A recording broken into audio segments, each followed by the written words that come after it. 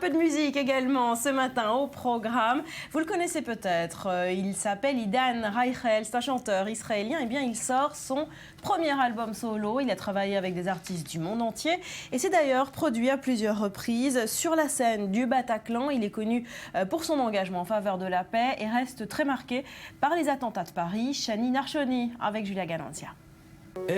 Idan Reichel est l'un des chanteurs israéliens les plus connus à travers le monde. Son projet musical, comme il surnomme son groupe, a déjà voyagé aux États-Unis, en Europe et en Asie. Pourtant, pour son tout premier album solo, il revient à ses origines en Israël et plus précisément à la langue hébraïque. Pour des gens qui écoutent de la musique internationale, il est aussi possible d'écouter de la musique d'un chanteur qui vient de cette partie du monde, du Moyen-Orient. Il y a des chanteurs comme Edith Piaf en France, Bob Marley en Jamaïque ou Mercedes Sosa en Argentine, dont vous pouvez écouter la musique sans forcément comprendre les paroles, sans parler français ou espagnol. Et c'est pour mettre en avant son retour aux origines qu'il a décidé de tenir sa conférence de presse dans le jardin de ses parents. Mais il n'est pas le seul à s'intéresser à Israël. Les manifestants du BDS qui attendent à la sortie de ses concerts un peu partout dans le monde essayent toujours d'empêcher les gens d'assister à ces représentations. Interrogé sur le sujet, le chanteur a un discours plutôt surprenant.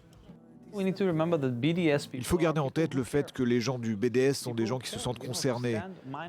Pour rester dehors à New York par moins 15 degrés, en train de geler pour manifester contre quelque chose qui se passe de l'autre côté du monde. Ces gens se sentent concernés, je pense que c'est leur manière de faire qui est une erreur. On ne devrait pas faire taire un artiste, on ne devrait pas mettre la musique en sourdine. Peu importe que vous soyez de droite ou de gauche, vous créez quelque chose et c'est ce qui compte. L'État islamique et le Bataclan, nous avons eu l'honneur de nous produire, essaient de réduire tout le monde au silence.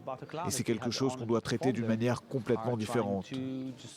En tant qu'artiste israélien, il tient aussi à partager un message de courage face à la peur des attentats terroristes. En Israël, on vit le moment présent et on apprécie chaque jour beaucoup plus que dans tout autre pays. Tout le monde connaît une personne qui est morte dans un attentat ou quelqu'un qui est mort pendant la guerre. Et pourtant, si vous venez à Tel Aviv, vous verrez une des villes les plus vivantes au monde.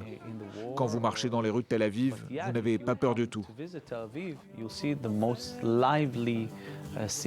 À une époque où la culture et la politique sont indissociables, Idan Reichel espère pouvoir diffuser un message musical différent en retournant à ses racines.